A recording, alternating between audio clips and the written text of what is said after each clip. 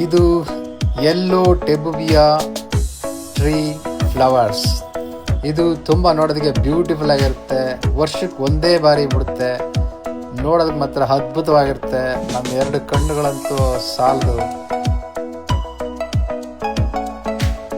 ಇದು deciduous tree ಅಂತ ಹೇಳ್ತಾರೆ.